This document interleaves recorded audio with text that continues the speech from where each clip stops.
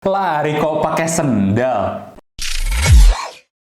Halo guys, Dimas di sini dan kali ini kita bakal potong-potong sendal. Nah, yang ada di tangan kita sekarang namanya Pure-Flage dan ini adalah sendal barefoot. Jadi kayak kalian bisa lihat, ini sendal gitu doang. Kalian bisa lihat semuanya dengan pegang doang. Tapi kan kalian pasti penasaran dong gimana dengan kualitas material, kekuatan-kekuatan dan teknikalnya. Apakah ini akan mencapai ekspektasi kalian para barefooters dan apakah akan memenuhi kebutuhan kalian yang high performance karena dipakai lari? Gue mau bahas sedikit styling sendal ini.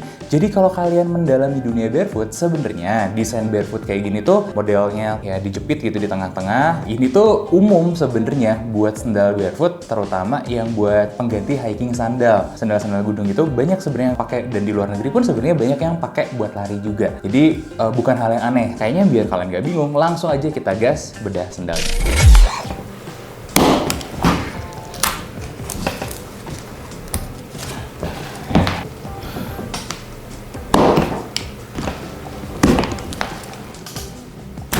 Dengan excited, gue persembahkan Pure-Flage.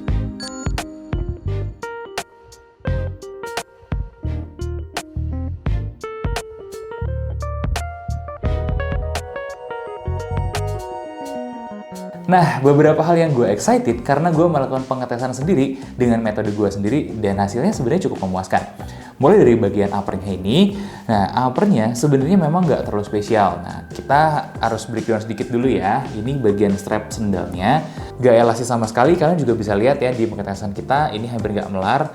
Strapnya yang nilon ini itu dari 5 cm ada melar sedikit lah, ketarik sedikit di bagian nilonnya. Ini tuh artinya apa? Bagian upper untuk sendal kayak gini memang harus kaku gitu ya, harus stay bener-bener bentuknya seperti itu. Kenapa? Dia tugasnya double buat sendal ini. Dia nahan punggung kaki kita dan dia nahan juga bagian jari-jari sampai ke depannya. Biar apa? Biar nggak kedorong ke depan dan biar nggak keangkat dari tempat seharusnya. Tetap stay pada tempatnya, dan ini dari pengamatan gue gitu, dengan kekuatannya cukup bisa menjaga dengan baik. Nah, yang jadi pertanyaan kemudian adalah berapa kuat sampai bisa lepas dari sininya. Kita belum dapat angka sejujur-jujurnya, tapi kita dapat jawaban yang cukup menarik nih. Bagian tapak atasnya dan tapak bawah luarnya itu ternyata cukup firm, cukup kuat banget. Bagian ininya cukup strong, kita udah tarik tidak lepas juga. Dan ini adalah hal yang krusial gitu untuk menjaga seluruh integrasi si sepatunya. Jadi uppernya tidak gampang lepas. Untuk kunciannya juga bagus. Nah, gimana dengan material belakang-belakangnya dan melar-melarnya? Ini gue akan masukin beberapa pengalaman gue ya. Bagian strapnya ini sebenarnya cukup menyenangkan karena bisa diatur kerapatannya gitu ya. Buat menjelaskan, gue mau ambil perbandingan dulu nih. Kalau sendal jepit biasa, ini kan nariknya lurus ya. Nah, ini sedangkan ini ke samping. Nah, secara kedokteran pun kalian coba tanya nih sama dokter, posisi ini dan garis ini itu sebenarnya potensial buat menggesek bagian antara ibu jari dengan telunjuk kaki. Nah, sedangkan Pure ini bagusnya ditarik keluar. Jadi dia mengurangi area gesek, dia hanya bergesekan dengan samping. Jadi positioningnya sudah sangat tepat, sudah sangat bagus sekali. Impressive, ini hal-hal detail tapi dilakukan, dieksekusi dengan manis oleh Pure. Di bagian belakang yang gue suka juga, dia main colorway-nya manis loh.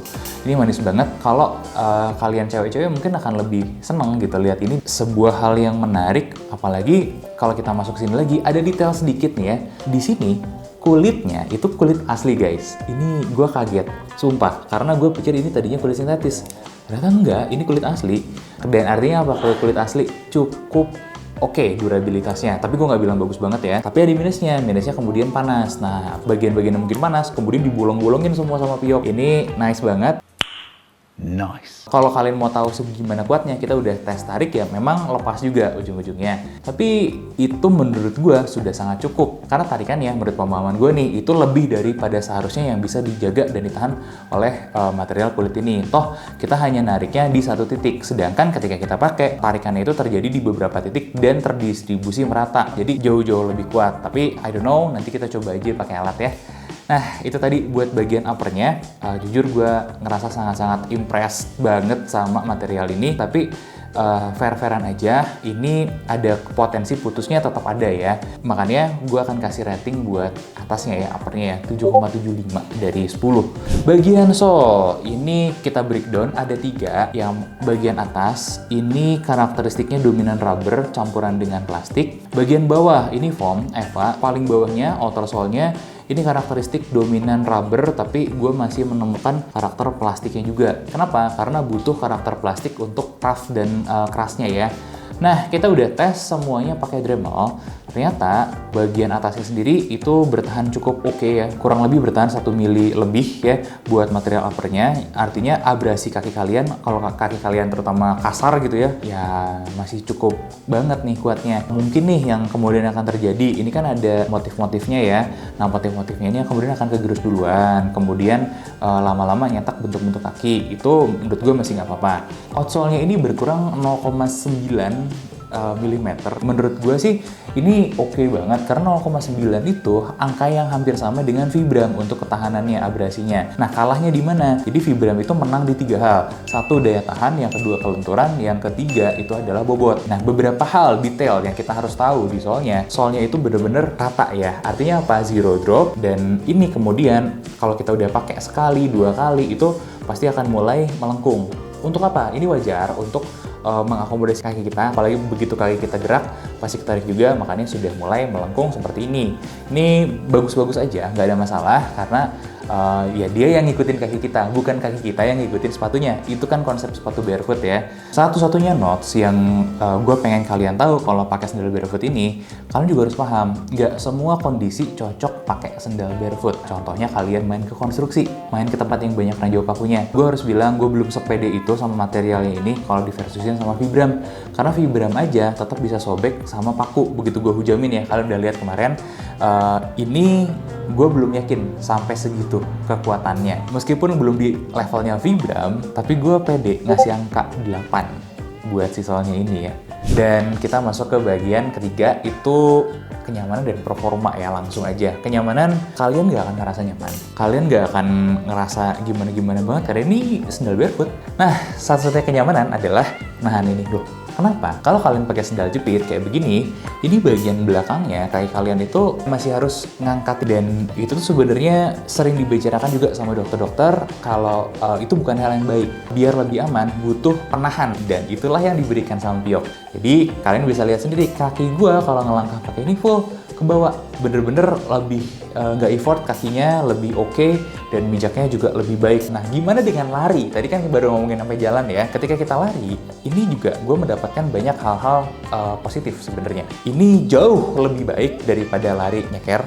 Jauh lebih baiknya kenapa? Karena kalau panas, seenggaknya ada proteksi dari panas. Kalau ada aspal yang panas gitu ya, ada yang tajam di aspal, ada proteksi lah seenggaknya. Jadi gue masih percaya diri.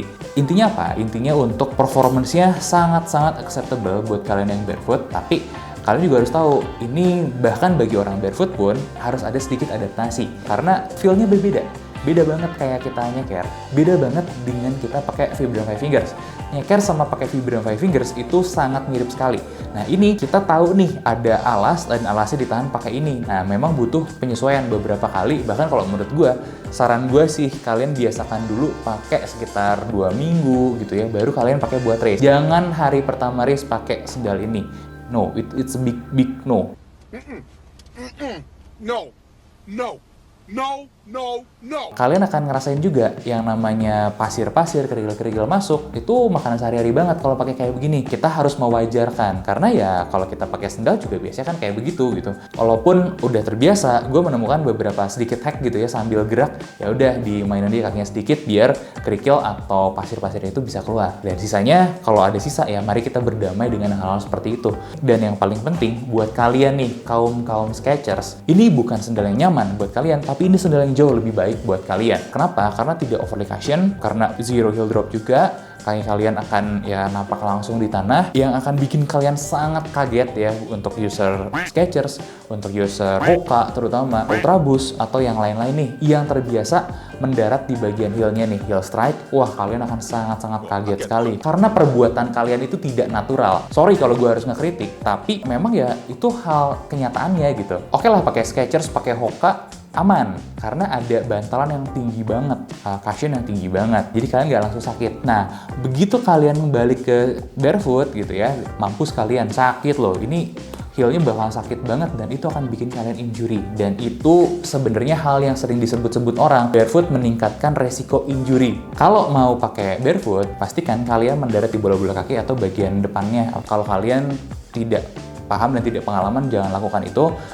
Gue terbiasa bertahun-tahun, tapi gue pun memang mengalami kadang-kadang ada sakit, rasa sakit di situ.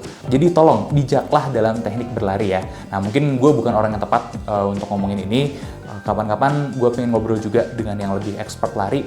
Kalian udah lihat lah sebagian, kemarin kita udah di on-road, kita akan ngobrol lagi lebih lanjut lagi di kesempatan-kesempatan selanjutnya ya. Tapi yang jelas untuk ini gue mencoba semaksimal mungkin keluarkan apa yang gue tahu tentang sandal barefoot ini. Dan kalau gue boleh bilang gitu ya, ini untuk performance, untuk kenyamanan, gue berikan nilai straight 8 solid. Maka dari itu, dengan senang hati gue mempersembahkan nilai 7,9 buat Piyop Village ini. Ya, artinya apa? Artinya ini adalah sandal yang sangat oke sekali. Sangat-sangat proper sekali untuk kalian pakai jalan, pakai lari sebagai alternatif ya. Dan gue approve sandal ini juga buat race day. Everything's good. Artinya apa? Memang ada yang sedikit bisa diimprove, terutama dari kekuatan material di sini aja sih kalau gue perhatiin ya. Tapi sisanya mereka sudah melakukan semuanya dengan baik. Please kalau teman-teman mau belajar barefoot, move-nya ke sini dulu deh. Dahulukan yang lokal, yang terjangkau kayak Piyop ini daripada kalian nembak ke Vibram Five Fingers dulu. Spoiler aja, ada hal di Piyop ini yang gue jauh lebih suka daripada Vibram Five Fingers. Nah, apa aja? Tunggu aja nanti kontennya. Silakan kalau kalian mau bertanya lebih lanjut, kita akan diskusi lanjut di kolom komentar ya. Dan tunggu juga, kita masih ada satu lagi sepatu Piyop yang bakal kita bedah. Jangan lupa like, komen, dan subscribe. Sampai ketemu di bedah sepatu selanjutnya.